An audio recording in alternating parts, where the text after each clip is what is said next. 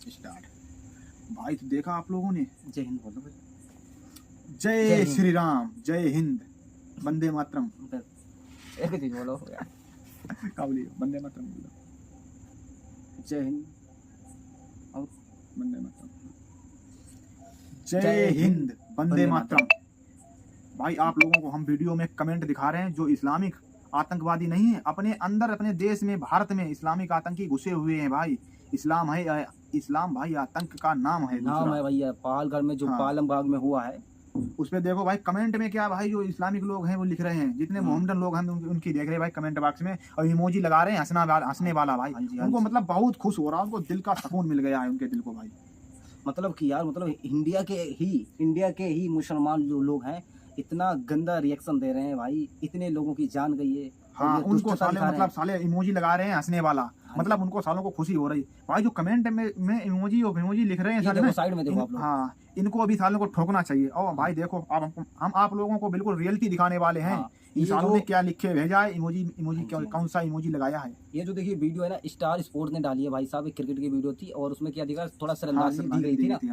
और इसमें आप देखिए रिएक्शन देखिए भाई, किसने व्यक्ति ने रिएक्ट किया है। का बहनचोदों का रिएक्शन देखो भाई। अब ये देखिए भाई, इमोजी जो हंसने वाला लोग दे रहे हैं, ये देखिए सारे इस्लामिक आतंकवादी नहीं है। जब इस्लामिक आतंकवादी नहीं है तो इस्लाम के ही लोग क्यों निकलते हैं आतंकवादी में भाई? फिर कौन आतंकवादी हुआ भाई? किसका नाम लिया जाए, किसको बताया जाए? इस्लाम आतंकवाद नहीं है, इस्लाम आतंकवाद है, हमें लगता है बना रहेगा। हाँ जी पहलगाम में भाई साहब इन्होंने लाशों के ढेर लगा दिए। चलिए खान सर की एक वीडियो आई, देखते हैं। जय हिंद। देखिए, कश्मीर का बैसरान घाटी जो है ये बहुत ही अपने सुंदर दृश्य के लिए प्रसिद्ध है, इसीलिए इसे मिनी स्विट्जरलैंड कहा जाता है। जिस कारण इस जिले में बहुत ज़्यादा, इस घाटी में बहुत ज़्यादा भारत के अन्य राज्यों से सैलानी पर्यटक घूमने जाते हैं। ये पहाड़ों से घिरा हुआ है, इन पहाड़ों के बीच में घाटियां हैं, जो दूर में यहाँ पे पूरी तरह से बर्फ से ढकी पहाड़ियां हैं। ठंड का दिन आता है तो इस पे बर्फ की एक चादर पड़ जाती है, जो बहुत ही मनोहर दृश्य दिखता है, और इसके सामने ऊंची ऊंची चोटियां हैं। गर्मी के दिन में, जैसे अभी के वर्तमान समय में, पूरा हरियाली छा जाता है, और ठंड के दिन में इसमें बर्फ जम जाता है। ऐसे ही बहुत सारे सैलानी यहाँ घूमने गए थे। हालांकि ये जगह बहुत ही प्रसिद्ध है। पहलगांव जो जगह है, पहलगांव में ये घाटी है। पहलगांव जो जगह है वहां से ये घाटी लगभग आधे से 1 घंटे के डिस्टेंस पे है। पहाड़ों पर ज्यादा दूरी नहीं होती है, लेकिन घुमावदार रास्ता का होने की वजह से दूरियां बढ़ जाती हैं। तो यहीं पर जब अमरनाथ की यात्रा शुरू होती है, अभी 2 जुलाई से अमरनाथ की यात्रा शुरू होने वाली है, तो इस पहलगांव को एक बेस कैंप के रूप में यूज किया जाता है।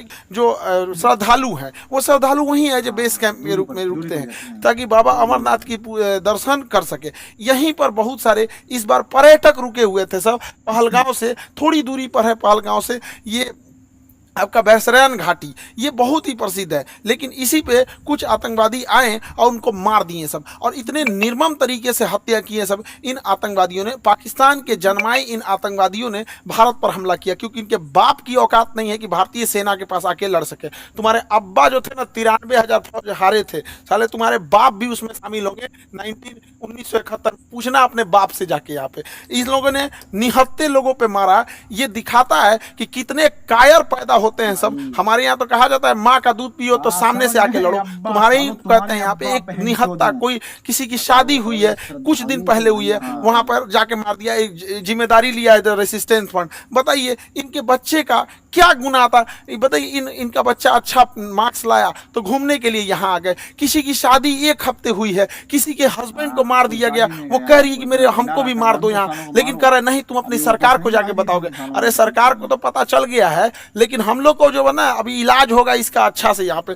बताइए इस महिला के साथ इसके बच्चे को मार दिया गया। जब इंडियन आर्मी पहुंची तो फौज के ड्रेस में आतंकवादी थे सब। ये महिला समझ नहीं पाई, फौज को देख के रोने लगी। इनको लगा कि ये भी कहीं आतंकवादी तो नहीं है, तो उन लोगों ने बताया कि हम इंडियन आर्मी से आपकी मदद करने के लिए आए हैं। अरे कायर हो, एक तो तुम निहत्ते पे हमला करते हो, उसके बाद से तुम इंडियन आर्मी का ड्रेस पहन लेते हो। यही ना तुम लोग की कायरपन है। खैर, पड़ोसी की औलाद हो लोग साले, तुम लोग की तो इतनी औकात नहीं जो इंडियन आर्मी से लड़ सको। आतंकवादियों को। लड़े तो थे, एक बार यही हुआ था। हालांकि हम लोगों ने अभी ऑपरेशन टिक्का प्रारंभ किया है, रेस्क्यू ऑपरेशन चल रहा है, कुछ आतंकवादी मार दिए भी गए हैं, अभी आगे भी कार्रवाई चल रही है। लेकिन इससे क्या होने वाला, अभी मोदी जी सऊदी अरब के दौरे पे थे, तब तक ये घटना हुई तो सऊदी अरब के दौरे को बीच में ही कैंसिल करके आए और एक सर्वदलीय मीटिंग भी बुला रहे हैं, जिसपे कि पूरी तरह से निर्णय लिया जाएगा कि इसका क्या फाइनल इलाज किया जाएगा। लेकिन इस चीज को समझिए कि इसके पीछे हाथ किसका किसका हो सकता है। पाकिस्तानी ये कायर है, ये पाकिस्तान वालों पहले सुनो, ये तुम्हारा सेनापति ये सबसे बड़ा चोर आदमी है। लंदन में इसकी बहुत बड़ी प्रॉपर्टी है, अमेरिका में अपने बच्चों के लिए फार्म हाउस खरीद के रखा, पता करा लेना तुम लोग यहाँ पर, 1 से 1 करोड़पति। ये ISI में था, पाकिस्तानी आतंकवादी संगठन, जो सरकारी आतंकवादी संगठन है उसका नाम ISI है, वहां पे उसका ये हेड रहा है। तो ये सेना में बहुत घपला किया है और सेना का मनोबल डाउन हो गया है इसके वजह से। तो ये सोच रहा है एक तो एस्केलेट हो जाए, एक लड़ाई एस्केलेट हो जाए, इसलिए इसने रावलपिंडी में एक भाषण दिया था कि हम बताएंगे कि क्यों पाकिस्तान अलग हुआ था। अरे पाकिस्तान इसलिए अलग हुआ था कि एक साफ सुथरा इंसान सुअर के साथ नहीं रह सकता है। तुम्हारा जो सरगना था जिन्ना, उसने अलग कर दिया भारत से, सुअरों को अलग करके वहां अलग कर दिया। तो ये पूरी के पूरे वहां पे, और जो पाकिस्तान यहां से गए थे लोग ना, ये सोच के कि पाकिस्तान एक बहुत खूबसूरत देश बनेगा। देख लो तुम्हारे देश में क्या हाल हो चुका है। यहाँ पर दुनिया थूकती है साला। अगर एयरपोर्ट पे पता चल जाए कि पाकिस्तानी है तो बगल का आदमी उठ के चला जाता है। अगर जहाज में पता चल जाए कि मेरे बगल में पाकिस्तानी बैठा है, उसका पूरा रास्ता पर टेंशन में रहेगा कि पूरी तरह से सलामत जा पाएगा कि रास्ते में फटेगा यहाँ पर। तो ये चाहता है कि अपनी सेना में थोड़ा सा मनोबल बढ़ाने के लिए युद्ध हो जाए। दूसरा, पाकिस्तान में इसने क्या किया, इमरान खान को गिरफ्तार करा दिया। इमरान खान पहले क्रिकेटर थे, पूरी दुनिया घूमे थे, पाकिस्तान के अन्य प्रधानमंत्रियों की तुलना में ज्यादा सोच समझ रखने वाला था, तो इसको जेल में भेजवा दिया मेरे चचवा को। अभी यहाँ पे गृह युद्ध हो गया। तो आसिम मुनीर का यही सोचना है कि अगर भारत से थोड़ी बड़ी भी लड़ाई हो जाती है तो सेना ये अपना बन बजा लेगा कि देखो हम हैं तो पाकिस्तान को बचा के रखे हुए, वैसे भी पाकिस्तान मरेगा, बकरी की अम्मा कब तक खैर मनाएगी। दूसरा एक और चीज है क्या है कि इंडिया चाइना और अमेरिका के बीच में जो ट्रेड वार हुआ है, तो चाइना के ऊपर 245% लगा दिया गया है टेरिफ, जिस वजह से बहुत सारे व्यापारी अब इंडिया की ओर मूव करेंगे। तो चाइना की भी चाल है, वो पाकिस्तान के थ्रू भारत में हमला करा रहा है ताकि बड़े व्यापारी इंडिया में इस मौके को ना देख सके। क्योंकि जो बहुत बड़े व्यापारी होते हैं ना, जो करोड़ों करोड़ में डील करते हैं, 200 करोड़ 400 करोड़, तो वो देखते हैं किस देश में शांति है। इसलिए देखिएगा, सिंगापुर देखिए, दुबई देखिए, कोरिया देखिए, जापान देखिए, यहाँ हमेशा शांति रहता है, तो वैसे ही देखते हैं। तो चाइना को लगता है कि इसका फायदा कहीं इंडिया ना उठा ले, इसलिए जानबूझ के चाइना पाकिस्तान को उकसा रहा है। और देखिए, जब कोई इंसान भिखमंगा हो जाता है, पूरी तरह कंगाल हो जाता है, अपनी इज्जत खत्म हो जाती है, तो दूसरे को डुबाने में लग जाता है। यही काम पाकिस्तान कर रहा है। ये आतंकवादी आए और वहां पर्यटकों के ऊपर गोली चलाने लगे। आतंकवादियों के मंसूबे को समझिए, गोली मारे हैं उनकी मंसूबा को समझिए। गोली मारने के बाद महिला को कहती है कि हमें भी मार दो, तो कहता है कि नहीं, तुम्हें नहीं मारेंगे,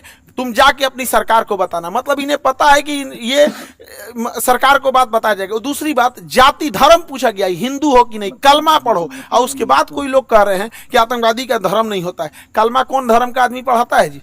हाँ, इतनों में आंख नहीं खुल रहा है। यहाँ पे एकदम शर्म लिहाज घोल के पी गए हैं, किसी के सामने निहत्थे को मार दिए हैं। इससे कश्मीर में जो सबसे बड़ी समस्या आएगी, हम लोगों को जब धारा 370 हटा था तो 5 साल लग गए ये चीजों को नॉर्मल पटरी पे लाते हुए। उसको 5 मिनट में सब रौंद के चला गया। साहब, कौन पर्यटक वहां जाएगा? पर्यटक जिनके पास ज्यादा पैसे होते हैं वही लोग। गरीब आदमी का मतलब पर्यटन मतलब कौन सी होता है? ननिहाल चल जाता है, पर्यटन मतलब हो गया नानी के घर घूम लिया, हो गया पर्यटन हो गया।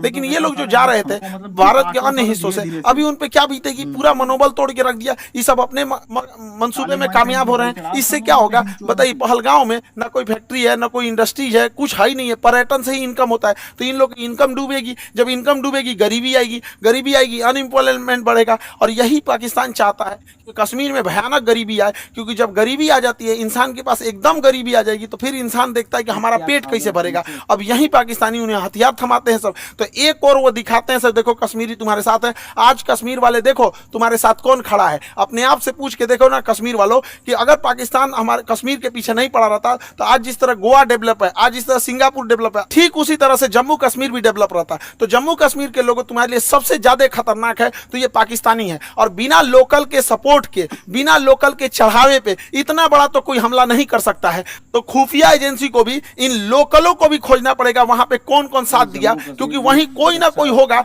जो इतने बड़े घटना को, साजिश को, उन आतंकवादियों को ये रास्ता दिखाया होगा। वहां के लोकल लोगों की तो नौकरी चली गई, सब कुछ गया। अरे तुम्हारी नौकरी गई, इधर लोगों की जान चल गई। नौकरी बड़ा होता है कि जान बड़ा होता है? होता है जी, किसी भी इंसान का परिवार का कोई सदस्य चला गया, लेकिन ओवरऑल एक देश की क्षति हो रही है। ये पूरी देश, पूरी दुनिया इस पे क्या करेगी? दुनिया को क्या करना है वो तो देखेगी कि भारत एक अनस्टेबल है। कश्मीर के मुद्दा को दोबारा वो पाकिस्तान ऊपर की ओर बढ़ा रहा है। अभी भारत सरकार को इस पे सख्त एक्शन लेना चाहिए। पाकिस्तानी जो भारत में इलाज कराने आ रहे हैं सबका वीजा रद्द कर देना चाहिए। भारत सरकार ने सार्क का वीजा रद्द किया है, जो बिजनेस के लिए आते हैं। कोई भी पाकिस्तानी को चाहे हार्ट ट्रांसप्लांट हो चाहे किडनी ट्रांसप्लांट हो, इंडिया में आने ही नहीं देना चाहिए, क्योंकि इंडिया में इलाज बहुत सस्ता होता है। आते हैं चेन्नई, आते हैं मुंबई, दिल्ली, इलाज करा के चले जाते हैं। बाहर में जाओ ससुरे तो नहीं, मरो वहीं पे जहां जाना है तुमको। एकदम कोई वीजा उजा, कोई इंसानियत मरवत नहीं करना चाहिए यहाँ पे। एयर स्पेस तो हम लोग का बंद ही है पाकिस्तान का। एयर स्पेस की वजह से पाकिस्तान को बहुत घाटा लग रहा है, लेकिन भिखमंगों को क्या चाहिए? जीने के लिए तो कैसे भी जी लेंगे। सिंधु जल समझौता 1960 के तहत हम लोग सिंधु नदी तंत्र के 80% जल छोड़ देते थे। भारत ने अभी समझौते को सस्पेंड किया है।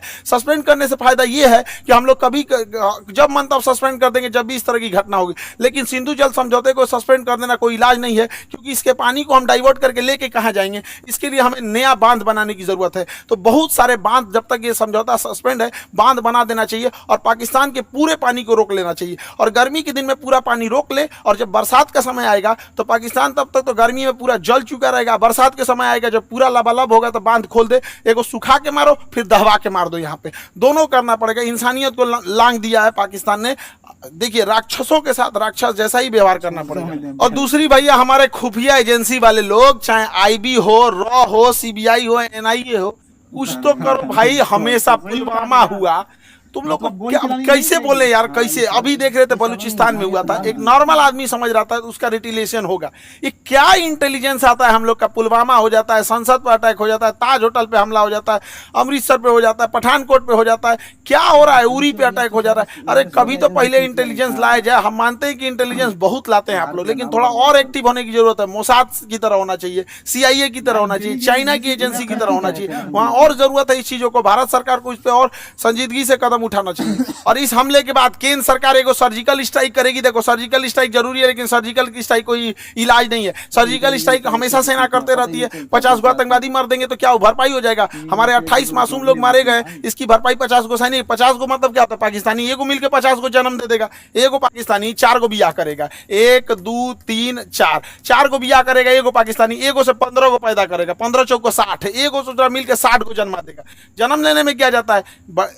सुअर भी एक साथ 16 को जन्म दे देता है। इन चोटों को क्या जाता है? आपको लगता है सर्जिकल स्ट्राइक से इलाज हो जाएगा? नहीं, सर्जिकल स्ट्राइक इनका इलाज नहीं, इनका ठोस इलाज करना पड़ेगा। 24 करोड़ लोग हैं पाकिस्तान में। जब 24 करोड़ को समझ में आएगा ना, तब भूखे प्यासे मार देना चाहिए। नेवल ब्लॉकेज करना चाहिए। पूरे भारत के लोगों से कहते हैं अपनी सरकार पे इस बात दबाव बनाया जाए। ये पाकिस्तान है, इसकी जो नौसेना यहाँ पर, इसकी जो नेवी है यहाँ पर, ये वाला समुद्र में, यहाँ नौसेना लगा के ब्लॉक कर दिया जाए। अगर हम नेवल ब्लॉकेज कर देते हैं तो इसकी पूरी सप्लाई लाइन कट जाएगी। पाकिस्तान कहीं से सप्लाई नहीं दे पाएगा नेवल ब्लॉकेज होने की वजह से। और पाकिस्तान के बाद जो पेट्रोलियम भंडार है बस 9 दिन का है। 9 दिन के बाद इसके पास पेट्रोलियम खत्म हो जाएगा। तो नेवल ब्लॉकेज लगने के कारण इसके पूरा पेट्रोलियम खत्म हो जाएगा। और हम लोग कहीं ना कहीं ये लंबे समय तक ऊपर से यहाँ पे सिंधु जल समझौता सस्पेंड करके नीचे से नेवल ब्लॉकेज कर दे। और दूसरा क्या है कि आतंकवादियों को कहते हैं कि तुम लोग धर्म का नाम लेके यहाँ पे जो आतंकवादी घटना करते हो, यहाँ के रहने वाले लोगों को क्या होगा? और मुस्लिम समाज से कहते हैं कि एक अभी जो जुमा का दिन आ रहा है, फ्राइडे के दिन,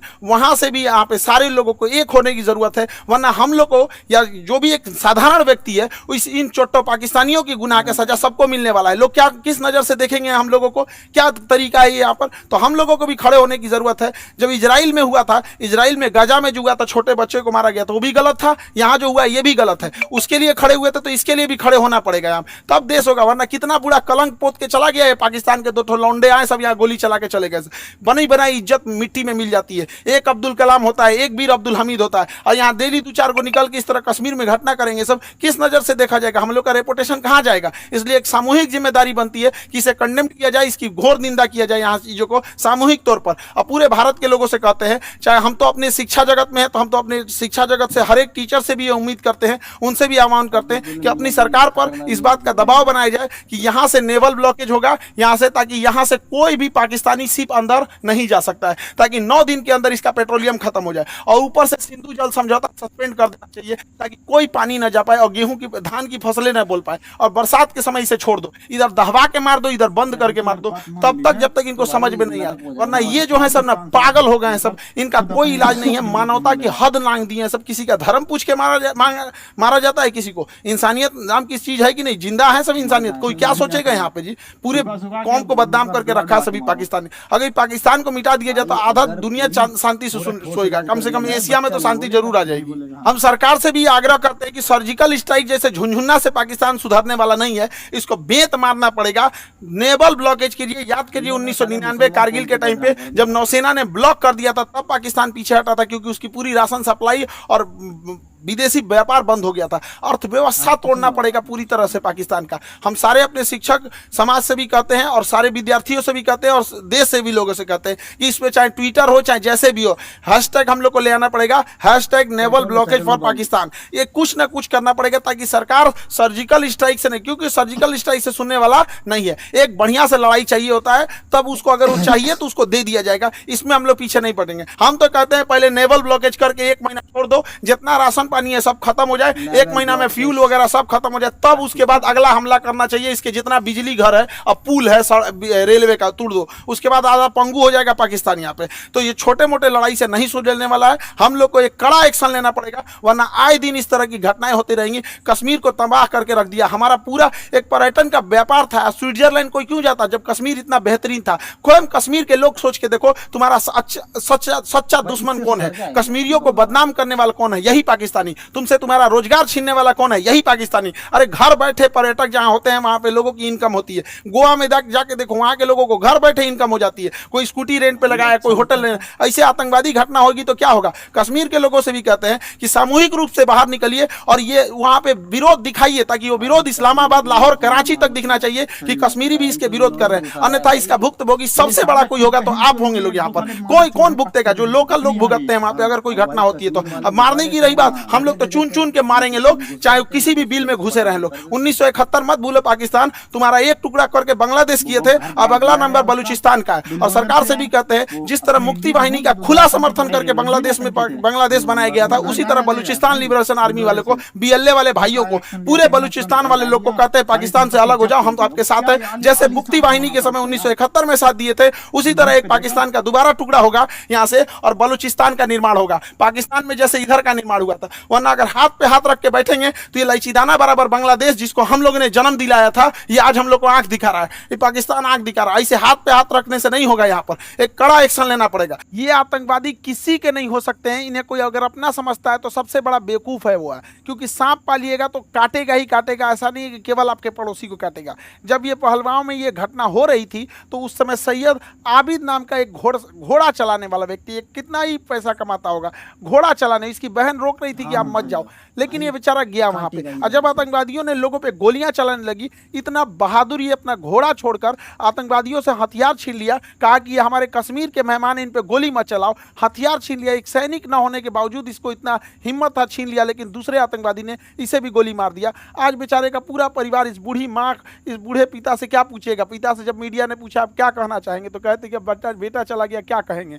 बेगुनाह था, बेगुनाह मारा गया। यहाँ पे सरकार से भी कहते हैं कि जितने लोग की इसमें शहीद हुए हैं, उन लोगों को भी आर्थिक मदद और कुछ ना कुछ इनके अस्थायी जीवन के लिए कुछ किया जाए, ताकि उन्हें एक श्रद्धांजलि दी जा सके। यहाँ पर मुसीबत की घड़ी में हम सब देशवासी एक दूसरे के साथ हैं। उम्मीद करते हैं हम सब एक साथ मिलकर अपनी सरकार का साथ देंगे। सारी राजनीति खत्म, यहाँ पे सब एक होने चाहिए और इसका मुंह तोड़ जवाब देना चाहिए। और हम किस मुंह से कहें, किस भाव से कहें, जिनके यहाँ से किसी का भाई उजड़ गया, किसी के मांग का सिंदूर उजड़ गया, कोई बहन ने अपना भाई खोया, कोई महिला ने अपने पति को खोया, कोई बेटे ने अपने बाप को खोया। किस मुंह से कहें हम लोग? क्या दें उनको? सच्ची श्रद्धांजलि दें। इस श्रद्धांजलि से क्या हम उनके परिवार का दुख लौटा सकते हैं? कभी नहीं लौटा सकते। तो कभी ना कभी तो इसे रोकना पड़ेगा ना। नासूर को छोड़ते जाएंगे तो और बड़ा जख्म होते जाएगा। इसलिए इसका इलाज बहुत जरूरी है। लेकिन जिन भाइयों ने अपनी जान गंवाई है, जिन लोगों के परिवार के अपने बिछड़ के गए हैं, दुख की घड़ी में पूरे देश उनके साथ है। लेकिन उनको सच्ची श्रद्धांजलि तभी मिलेगी जब इनका जवाब उनको मिलेगा, जब उन लोगों को जब उनके घर में भी ऐसे उजड़ेंगे, उनके घर से भी ऐसे आंसू बहेगी ना, तो उन्हें समझ में आएगा कि एक मासूमों पे, निहत्थे लोगों पे गोली चलाना कितना खराब होता है। अरे इतना कमजोर तो दुनिया का कोई नहीं होगा। यहाँ पे छोटे बच्चे भी लड़ाई लड़ते हैं तो कभी किसी निहत्थे पे नहीं मारते। कितना नीच गिर सकते हो पाकिस्तान, कभी सोचा नहीं था इस पर। आई होप कि सरकार इस पर कोई कड़ा एक्शन लेगी। जैसा होगा फिर आगे हम लोग देखेंगे। जय हिंद।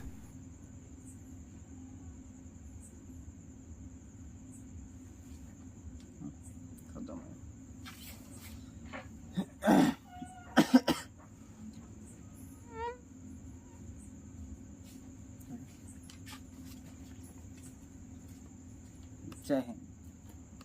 भाई खान सर की वीडियो में तो बहुत ज़्यादा भाई इंटरेस्टेड है। अगर इनके हिसाब से सरकार कदम उठाए तो मतलब पाकिस्तान, मुझे लगता है कि हालत बिल्कुल पतली हो जाएगी, शोर बन जाएगा। भाई मतलब अपने आप खुद वो मौत ढूंढ रहा है पाकिस्तान। हाँ जी, लेकिन उसकी थोड़ी व्यवस्था करनी है बस। मतलब पानी उसका ब्लॉक कर दो और नेवी ब्लॉक कर दो बस। आर्थिक भाई खराब हो जाएगी, आर्थिक जिसकी साली आर्थिक स्थिति इस समय डमाडोल है। हाँ। और बिल्कुल भाई चरमरा जाएगी।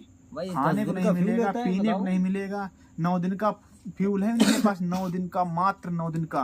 9 दिन डीजल चलेगा, खत्म हो जाएगी, खत्म कहानी है, टप हो जाएगी, कबाड़ बन जाएगा सारा का सारा। साले सब इस्लामिक आतंकी पैदा करता है बहन जो पाकिस्तान। और सबसे भाई नस्ताबूस उसकी सारी सेना को भी करना चाहिए। हाँ जी, भाई सेना ही पालती है ये आतंकी। हाँ, आतंक तो वहीं से हाँ। फैलता है। आतंक का भाई ट्रेनिंग कौन देता है? पाकिस्तानी सेना, इस्लामिक सेना। मतलब इस्लामिक ग्रुप, इस्लामिक आतंकी क्यों निकलते हैं हर जगह? हर जगह लोग हाँ। कहते हैं कि इस्लाम आतंकवादी नहीं है। भाई जब इस्लाम आतंकवाद नहीं है तो इस्लामिक लोग क्यों निकलते हैं? हाँ, आतंकवादी इस्लामिक क्यों निकलते हैं? हाँ। समस्या सोचने वाली है। और फिर वो भी इस्लामिक निकलते हैं, वो भी ढूंढ ढूंढ के मजहब के हिसाब से साले मारते हैं लोगों को। देखो पूछ पूछ के मार रहे थे पूछ भाई। के मार रहा था भाई। तुम हिंदू या मुसलमान या कलमा पढ़ लो, छोड़ देंगे तुम्हें। अब ये बताओ। कौन सा बहनचोद हुआ है? और मेरे मन में एक और बहुत तुच्छ बात आ रही है भाई साहब, ये कश्मीर बर्बाद क्यों हो रहा है? क्योंकि कश्मीर सांप पालता है। सांप पालता है भाई। कश्मीर में खुद साले सांप हैं, घरेलू सांप, मतलब जो साले इंडियन सांप। हाँ जी, हाँ जी, हाँ जी।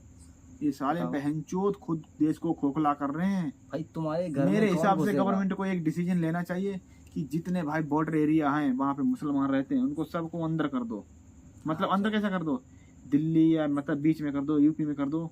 बॉर्डर एरिया मतलब हिंदू से कवर होना चाहिए। नहीं साले, ये बहन हाँ। बताओ, अब भाई तुम्हारे घर में कौन घुस जाएगा ऐसे? कोई नहीं घुसे। जब तक पनाह नहीं दोगे तब तक। चलो मेरे घर में चोर घुस गया, हमने चिल्ला दिया तो हम ही तुम्हारे पूरा गांव थोड़ी ना मर जाएगा यार। अब साला भी कहाँ भाग जाएगा? मुझे पता है ये साले बता देंगे। ये जो मतलब यार हिंदुस्तान के फेवर में नहीं रहते जो हाँ। कश्मीर के कुछ लोग हैं। हाँ, और तभी ये लफड़ा बनता है। तभी बनता है लफड़ा। ठीक भाई, वीडियो में आप लोगों और हाँ आप लोगों को एक बात बताने भूल गए। जो मुस्लिम लोग हैं भाई कमेंट में क्या कर रहे हैं? इमोजी भेज रहे हैं, मतलब हंस रहे हैं, उन्हें मजा आ रहा है भाई। मतलब ये सब भारत के ही है। हाँ ये सब साले भारत के हैं बहनचोद।